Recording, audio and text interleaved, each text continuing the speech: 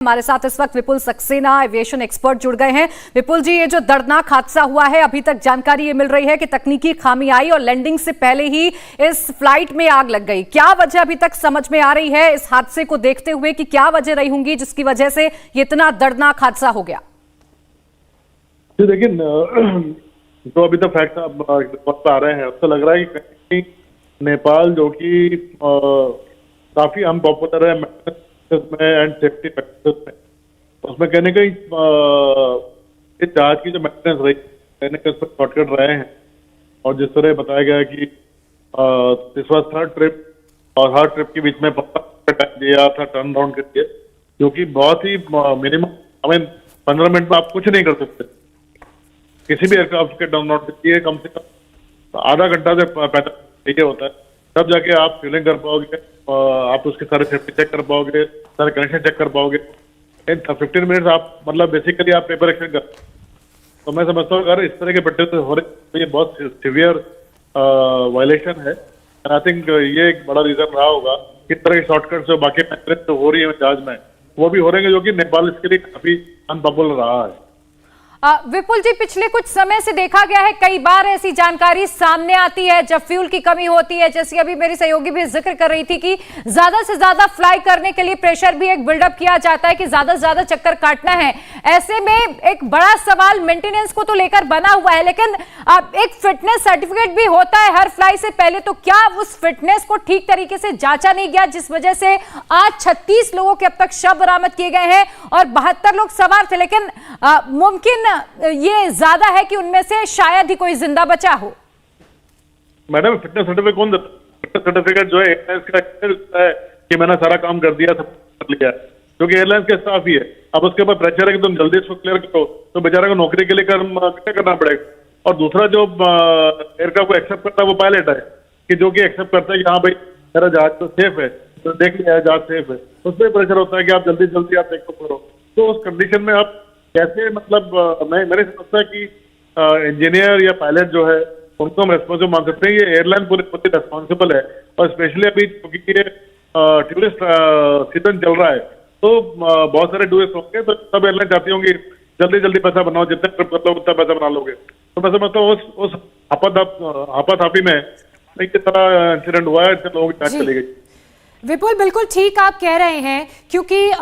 ये पोखरा जो इलाका है ये टूरिस्ट स्पॉट है, बहुत से विदेशी सैलानी यहाँ पर जाते हैं और ये सीज़न भी बड़ा इन चल रहा है टूरिज्म और टूरिस्ट के लिहाज से, तो ये एक प्रेशर हो सकता है। जो एक लास्ट विजुअल सामने आया था इस विमान का, उसमें हम देख रहे थे कि जब ये अप्रोच कर रहा था लैंडिंग को, क्योंकि लो फ्लाई कर रहा था, वेदर बिल्कुल साफ है, पहाड़ दिख नहीं रहे थे, बादल दिख नहीं रहे थे, एकदम से ये टिल्ट हो जाता है नीचे को। तो क्या हम ये माने कि डबल इंजन वाला ये विमान सीज हो गया होगा या कोई टेक्निकल ग्लिच इसमें आ गया होगा? एक और दूसरा, अभी हम हमारे वरिष्ठ जर्नलिस्ट पंकज से बात कर रहे थे, तो वो बता रहे थे कि जब एटीसी से लैंडिंग की परमिशन मांगी तो 2 जगह से परमिशन मांगी गई। पहले ईस्ट से मांगी गई, जब वहां से शायद पायलट सक्सेसफुल नहीं हो पाए होंगे या कुछ दूसरे कारण रहे होंगे, तो फिर दूसरी तरफ से लैंड करने की परमिशन मांगी और लैंड होने से पहले ही ये विमान हादसे का शिकार हो गया। अब इन पॉइंट्स को अगर हम कनेक्ट करें तो आप क्या समझ पा रहे हैं? मैडम, ये मैंने पहले भी चैनल में बोला था ये बात कि हिली टेरेन में कहता है आपको जनरली परफेक्ट हेडविंड नहीं मिलती, और कई बार ऐसा होता है कि आपको एक पर्टिकुलर डायरेक्शन जब आप लैंड करते हैं तो आपको टेल विंड मिल सकती है, जिसका पायलट को काफी एक्सपीरियंस की वजह से पता पड़ता है कि अगर मैं इस पर लैंड करूंगा तो मैं रनवे शायद एंड तक पहुंच जाऊं या क्रॉस कर जाऊं। तो उस कंडीशन की वजह से पायलट ने सोचा होगा कि जो सेफर साइड है वहां से लैंड किया जाए, इसलिए उसने अपना डायरेक्शन चेंज किया। और पर तब तक हो सकता है कोई ना कोई फ्लैग जहाज में आ गया और एक क्रैश हो गया। जी, रनवे की आप बात कर रहे हैं, तो क्या, क्योंकि चलिए मैं वापस आपका रुख करूंगी, बने रहिए आप हमारे साथ। इसी बीच एक बड़ी खबर आ रही है, लैंडिंग से 10 सेकंड पहले हादसा हुआ है, ये जानकारी मिल रही है। पहले पायलट ने पूर्व की तरफ से लैंडिंग की परमिशन मांगी, जब वो वहां से लैंड नहीं कर पाए या उनकी कैलकुलेशन सटीक नहीं बैठी, तब उन्होंने दूसरी तरफ से लैंड करने की परमिशन मांगी और एटीसी ने उन्हें दूसरी तरफ से भी लैंड करने की परमिशन दी। और जब वो अप्रोच कर रहे थे दूसरी तरफ से रनवे को लैंड करने की कोशिश कर रहे थे, ये विजुअल्स में भी आप देख रहे हैं, उसी दौरान एकदम से विमान टिल्ट हुआ नीचे की तरफ, पीछे वाला हिस्सा नीचे की तरफ आया और हो सकता है कि इसी दौरान विमान में कुछ खराबी आई हो और आग लग गई हो। विपुल लगातार हमारे साथ बने हुए हैं। विपुल देखिए, ये तो बहुत साफ हो गया है कि पहले मैं आपसे जैसा कि जिक्र भी कर रही थी, पूर्व की तरफ से लैंडिंग की परमिशन मांगी, वो लैंड नहीं हो पाया तो फिर दूसरी तरफ से परमिशन मांगी, और जो आप कैलकुलेशन बता रहे हैं कि विंड और स्पीड का जो पूरा कैलकुलेशन रहा होगा, अब इस रनवे के लिहाज से चीजों को समझा जाए तो इस रनवे को खतरनाक रनवेज में भी काउंट किया जाता है। तो क्या ये वो टेबल टॉप रनवे है जिसमें कैलकुलेशन, टाइम और विंड का एक सिमेट्री में होना बहुत जरूरी है? बिल्कुल, ये बहुत कॉम्प्लिकेटेड रनवे है और इसकी जो टोपोग्राफी है वो बहुत ज्यादा कॉम्प्लिकेटेड, आसपास काफी हिल्स हैं, वैली है,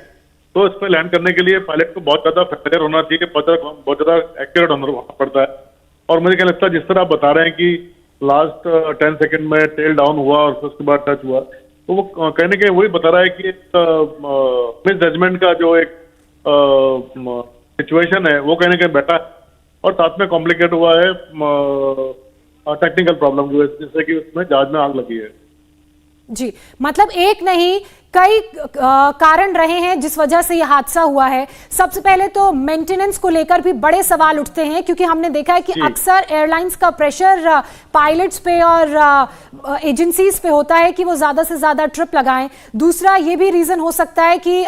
जो अप्रोच किया जा रहा था रनवे में लैंड करने का, एक जब वो पहले अटेम्प्ट में सक्सेसफुल नहीं हुए तो दूसरा अटेम्प्ट किया गया और उस अटेम्प्ट से पहले ही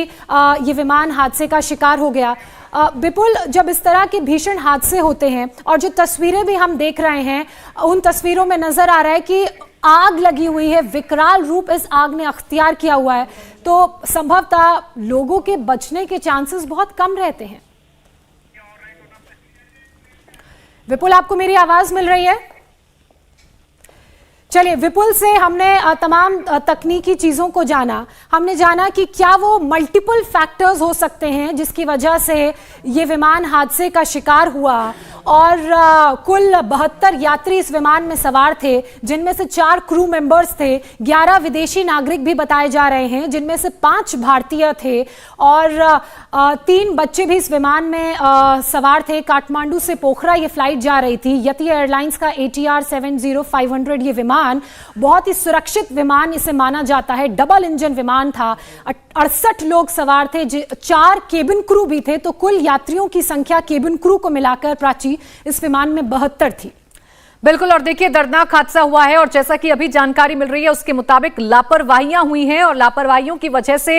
36 लोगों की जान अभी तक जा चुकी है। और जितना भयानक ये हादसा है उससे अंदाजा लगाया जा सकता है कि अभी भी कई लोगों की जान खतरे में हो सकती है। कुल 72 लोगों को लेकर ये जो प्लेन था उसने उड़ान भरी थी, लेकिन बीच में ही हादसे का शिकार हुआ है। पहले मौसम इसके पीछे की वजह बताया जा रहा था, लेकिन तकनीकी खामी हुई है और लैंडिंग से 10 सेकंड पहले ही यह हादसा हो गया है, क्योंकि आग लगती हुई देखी गई थी और यही जानकारी आई थी कि लैंडिंग से पहले ही प्लेन में आग लगी, तकनीकी खामी हुई, जिसकी वजह से प्लेन क्रैश हो गया और अब तक 36 लोगों की जान जा चुकी है। भयावह स्थिति मौके पर है, धुएं का गुब्बार उड़ता हुआ नजर आ रहा है, लोगों की चीख पुकार भी जरूर सुनने को मिली है। बिल्कुल, एविएशन एक्सपर्ट विपुल सक्सेना लगातार हमारे साथ जुड़े हुए हैं। विपुल जी, अक्सर विमानन कंपनियों पर यह सवाल उठता भी रहा है कि वो सही तरीके से मेंटेनेंस नहीं करती हैं, तो अब आगे किस तरह से एक्शन लिया जाना चाहिए ताकि आने वाले दिनों में फिर किसी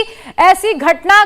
हम ना देख सके? क्योंकि अब देखिए, छोटी मोटी संख्या नहीं है, 36 लोगों के शव अब तक निकाले जा चुके हैं और ये अपने आप में बहुत बड़ा आंकड़ा है।